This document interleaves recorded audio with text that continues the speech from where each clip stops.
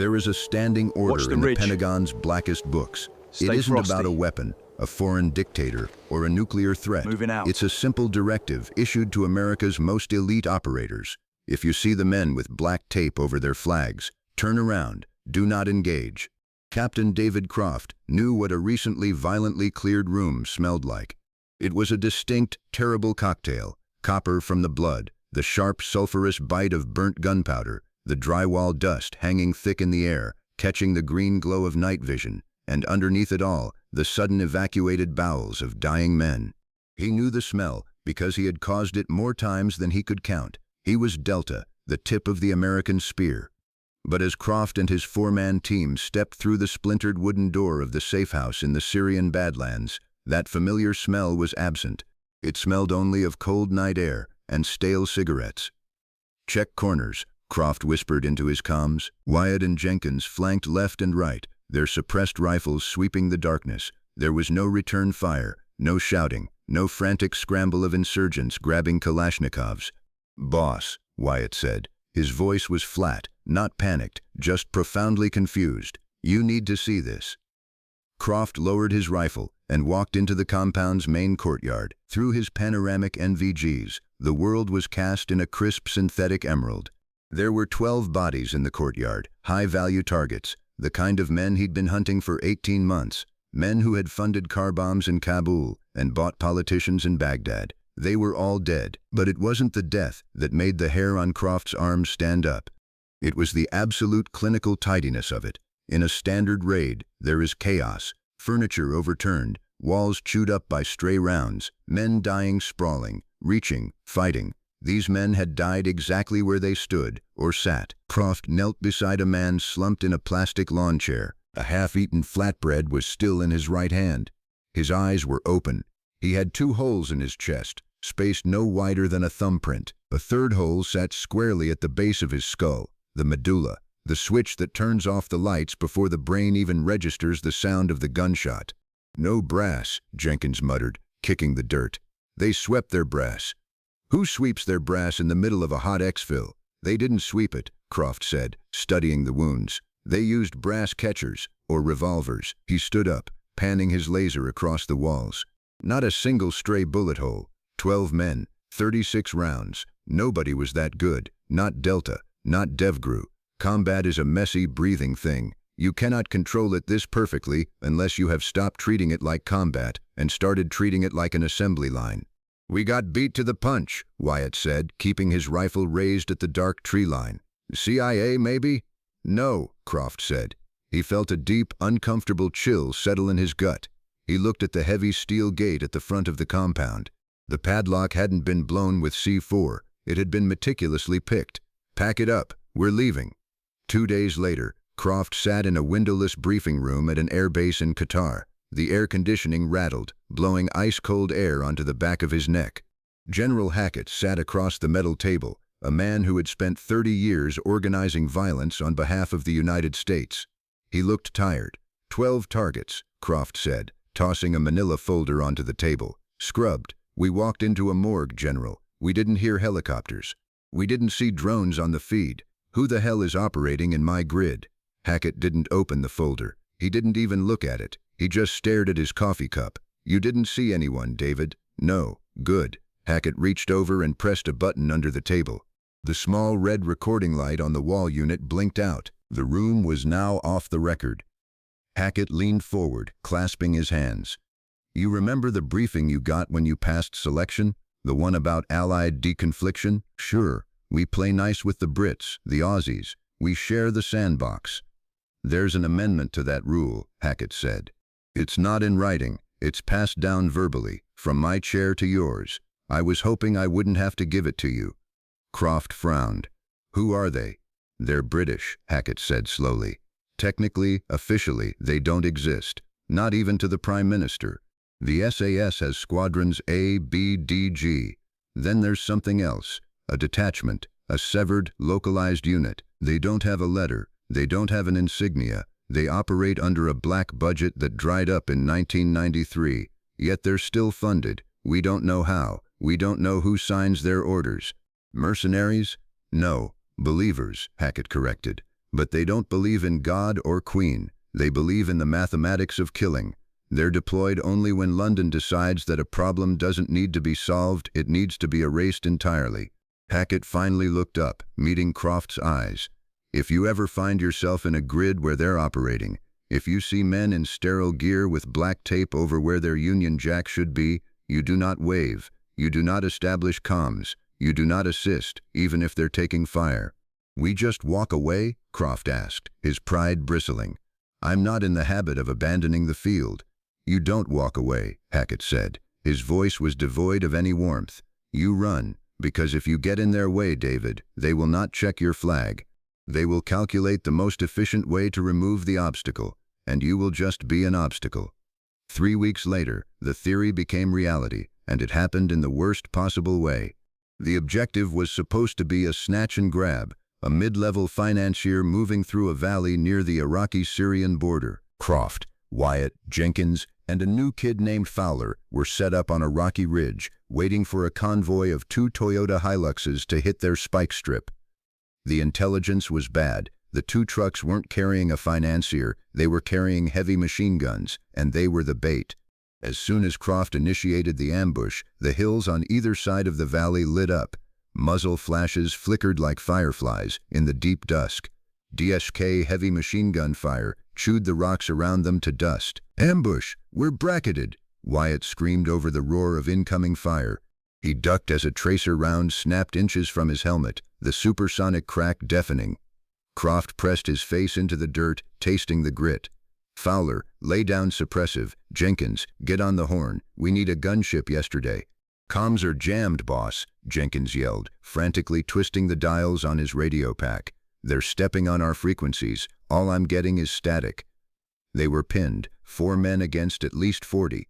The insurgents moved with disciplined, bounding overwatch, creeping closer up the scree slope. The heavy fire kept Delta's heads down while the assault element maneuvered. It was a textbook envelopment. Croft checked his magazines, 3 left. Wyatt was already bleeding from a rock splinter to the cheek. Fowler was breathing too fast, the panic setting in. "Okay," Croft muttered to himself, steadying his heart rate. "Okay, we fight our way out. Wyatt, on my mark, you dump a frag down the slope. We bound back to the ravine." But before Croft could give the mark, the battlefield changed. It happened so quietly at first that Croft thought his hearing had been blown out by the gunfire.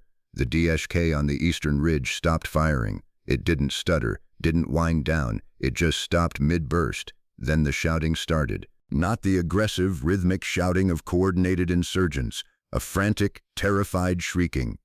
Croft risked a glance over his rock, pulling his NVGs down over his eyes. On the eastern ridge, 100 yards away, the thermal signatures of the enemy were scattering, abandoning cover, running blindly down the slope, and then Croft saw them. 4 figures moving through the rocks. They didn't move like Delta. Delta moved with aggressive, athletic dominance. These men moved like water. They flowed from cover to cover, without a wasted millimeter of motion. They wore civilian outdoor gear, faded and dusty, covered by sterile plate carriers. No flags, no patches, just black tape on their shoulders. "Hold your fire," Croft hissed into his internal team comms. "Do not shoot. Do not engage." "Who is that?" Fowler gasped. "Ghosts," Wyatt whispered. The British team didn't use full auto. They didn't scream commands. The only sound they made was the muffled, arrhythmic thip-thip of highly specialized suppressed rifles. Croft watched, mesmerized and horrified, as the lead British operator stepped around a boulder. An insurgent was waiting for him, raising an AK-47. The operator didn't flinch, didn't seek cover. He simply raised his rifle and fired twice without breaking his walking stride. The insurgent dropped. The operator stepped over the body without even looking down to confirm the kill. He already knew. It was an execution masquerading as a firefight. Within 90 seconds, the western ridge went dead. 30 heavily armed fighters, systematically dismantled by 4 men who looked like they were commuting to a desk job. The efficiency was nauseating. It stripped the perceived heroism out of war and reduced it to pest control. The valley fell dead silent. The wind howled through the rocks. Croft stood up slowly, keeping his rifle pointed at the ground, and stepped out from behind his cover. Down in the wadi, The 4 British operators were regrouping. They weren't checking each other for wounds. They weren't high-fiving. They were silently swapping fresh magazines into their weapons, collecting a few dropped items, moving with an eerie insectoid synchronization. One of them turned and looked up the ridge, a tall man, broad-shouldered, with a short graying beard. Even from 50 yards away, through the green tint of the night vision, Croft could feel the absolute deadness in the man's stare. This was Arthur Sullivan. Sullivan raised his hand, 2 fingers, and pointed them at Croft, then down the valley, toward the extraction route Delta had planned to use. Leave. The gesture was unmistakable. It wasn't a suggestion, it was a countdown. Wyatt stepped up beside Croft. "Boss, we going to thank them?" "No," Croft said, his voice tight. His chest felt heavy, constricted. He realized his hands were shaking, not from the adrenaline of the ambush, but from a profound, primal instinct. The instinct of a predator realizing it is actually prey. "We didn't see anything," Croft said, turning his back on the valley. "Pack it up, we walk." As they hiked out, Croft looked back one last time. The wadi was empty. There were 30 bodies bleeding out into the Syrian dirt, but the 4 men with the black tape were gone. No footprints, no brass, just the ghosts dissolving back into the dark. 6 months later, the Syrian heat had been replaced by the bone-cracking cold of the Zagros Mountains. Delta Force did not like the cold. It made batteries die faster, made plastic shatter, and made blood freeze into a sticky, unmanageable paste. Captain David Croft lay in the snow, looking down through his thermal scope at an abandoned Soviet-era radar station. The facility was an ugly concrete scar against the pristine white mountain. Inside was a man named Krenler, a rogue broker who had stolen a hard drive containing the names of every CIA informant operating in Eastern Europe. Croft's orders were explicit. Secure Krenler, secure the drive, burn the rest.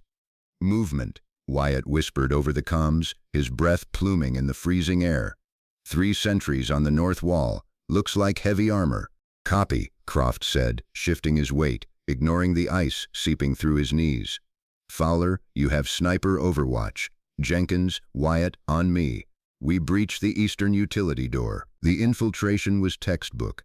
Fowler's suppressed rifle dropped the exterior guards with simultaneous silent thuds. Croft's stack moved like a shadow across the snow, planting a localized shape charge on the rusted steel door. A muffled crump, a flash of heat, and they were inside. The corridor smelled of diesel fuel and unwashed bodies. "Going dark," Croft murmured. They flipped down their night vision. The world turned green. They moved methodically, clearing room by room. It was going perfectly until it wasn't. They reached the sub-level bunker where Krenler was supposed to be.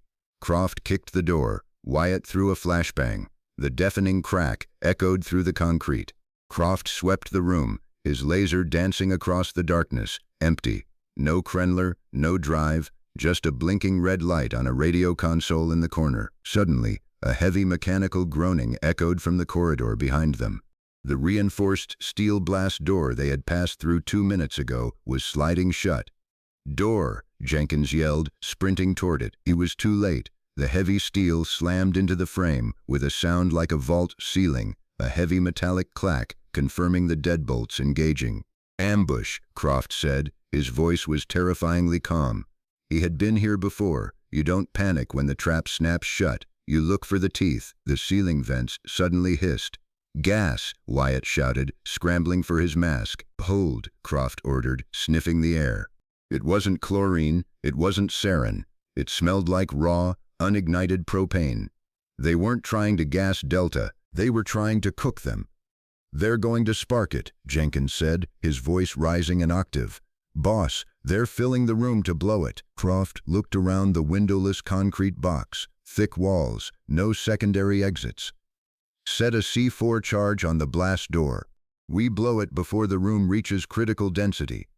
Wyatt slapped a brick of plastic explosive against the steel hinges and shoved a detonator into the putty. Fire in the hole. The explosion rocked the bunker. Dust rained from the ceiling. Croft's ears rang violently. When the smoke cleared, the steel door was warped, bowed outward, but still firmly lodged in its frame. The hissing of the gas grew louder. "Again," Croft yelled. Before Wyatt could prime another charge, a different sound vibrated through the floorboards, a deep, rhythmic thudding. It wasn't coming from the door. It was coming from the solid concrete wall behind them.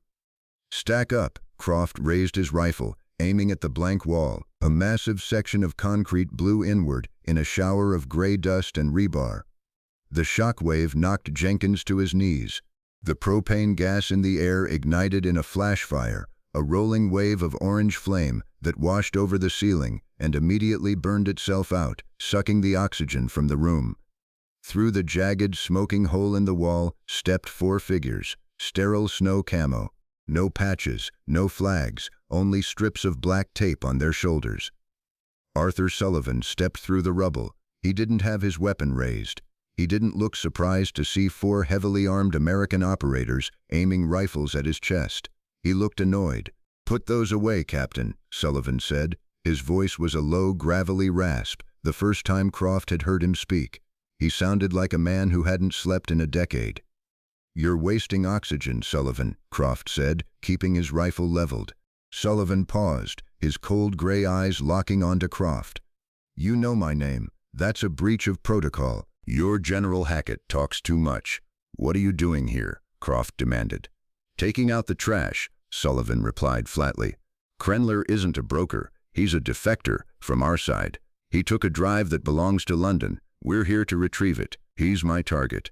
"He was your bait," Sullivan corrected, stepping past Croft to inspect the warped blast door. "The Russians bought Krenler a week ago. They knew your CIA was tracking him. They lured you here to capture you. The gas was just to soften you up." One of Sullivan's men, a massive operator carrying a sledgehammer and a specialized thermal breaching torch, began cutting through the blast door's compromised hinges. The British team moved in total silence. They didn't communicate with words. They communicated with slight nods, shifts in stance, a shared predatory hive mind. "We're trapped," Jenkins said, looking at the British operators. "The whole base is swarming with Russian mercs by now." Sullivan didn't look at Jenkins. He kept his eyes on the melting steel of the door. "You are trapped. We are leaving. If you wish to follow in our wake, you may. But understand this, Captain Croft. We do not stop. We do not provide medical aid. If one of your men falls, you leave him. If you cannot abide by that, stay in this room." Croft felt his jaw clench. The arrogance was staggering. But looking at the cold, dead eyes of the men with the black tape, he knew it wasn't arrogance. It was a mathematical certainty. "We fight our own battles," Croft spat. "Good," Sullivan said. The heavy steel door finally gave way, collapsing outward into the corridor with a massive crash. The hallway beyond was instantly illuminated by the muzzle flashes of a dozen Russian mercenaries. Sullivan's team didn't seek cover. They stepped into the fatal funnel of the doorway and walked forward. It was a slaughter. Croft and his men followed, providing rear security, but there was nothing left for them to shoot at. The British unit dismantled the Russian blockade with terrifying industrial efficiency, single shots, always sent in a mass, immediately followed by the T-box, the bridge of the nose. They didn't shout commands. The only sound was the metallic cycling of their weapons and the heavy thuds of bodies hitting the concrete. Croft watched Sullivan move. The man was a machine. A Russian mercenary popped out from a side corridor, firing wildly with an AK-74. Sullivan didn't flinch away from the incoming fire. He leaned into it, raised his rifle, and fired twice. The Russian folded in half. Sullivan kept walking, stepping over the twitching body without a downward glance. They reached the surface. The freezing wind howled across the radar station's courtyard. Waiting for them were 3 armored trucks and 30 more mercenaries. A heavy DSK machine gun was mounted on the center truck, already spooling up to fire. "Contact front," Wyatt yelled, diving behind a concrete barrier. The heavy rounds chewed the concrete to dust, pinning Delta down. Croft popped out, firing a controlled burst, but the suppression was too heavy. "We need air support," Fowler screamed over the din. Sullivan's team didn't stop. They spread out, moving through the blizzard like phantoms. One of the British operators, a man Croft only knew by the call sign Bravo, flanked left, sprinting toward a stack of rusted shipping containers to get an angle on the gunner. As he ran, a heavy 12.7 mm round caught him in the right hip. The impact lifted him off his feet and spun him into the snow. The sound of a human bone shattering at that velocity is distinct, like a wet branch snapping in half. "Man down," Croft yelled, his medic training kicking in. He started to break cover to drag the Brit to safety.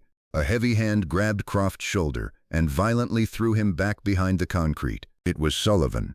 "Stay down," Sullivan ordered. "Your man is hit. He's bleeding out," Croft yelled, pointing at the operator writhing in the snow. "I know," Croft watched in horror as the wounded operator didn't scream for a medic, didn't reach for his radio. He dragged himself, leaving a thick, steaming trail of arterial blood in the white snow, until his back was propped against a steel drum. His right leg was attached by little more than muscle tissue. The operator calmly detached his plate carrier, laying his spare magazines in a neat row in the snow beside him. He pulled a tourniquet from his belt, wrapped it high on his ruined thigh, and cranked it down with brutal force. He didn't grimace. He didn't cry out. Then he picked up his rifle, rested the barrel on his knee to stabilize it, and began laying down precision fire on the Russian trucks, providing his own covering fire so his team could advance. "He's dead," Croft said, staring at the man. "He's lost too much blood. You have to evac him." "We are extracting Krenler's drive," Sullivan said, his eyes fixed on the objective. "Bravo knows the math. He is dead. We are not. We push." Without another word, Sullivan and his remaining 2 men broke cover. They used the wounded operator's suppressive fire to maneuver perfectly around the right flank. Within 90 seconds, they had cleared the trucks. The heavy machine gun went silent. The remaining mercenaries broke and fled into the blizzard. Croft slowly stood up, walking through the snow toward the wounded British operator. The man was still sitting against the barrel, his rifle empty, his hands resting limply in his lap. His face was entirely drained of color, matching the snow around him. He was staring straight ahead, his eyes fixed on the gray sky. He was dead. He hadn't panicked. He hadn't asked for a letter to be sent home to a wife. He had simply calculated the amount of time his heart had left to pump blood and used that exact amount of time to kill the enemy. Sullivan walked over. He didn't look sad. He didn't look angry. He looked exactly the same as he had when he breached the bunker. He knelt beside his dead teammate. He didn't close the man's eyes. He didn't say a prayer. Sullivan reached into the dead man's chest rig and pulled out a small waterproof black box, Krenler's drive. He pocketed it. Then he unvelcroed the black tape from the dead man's shoulder, crumpling it into his palm.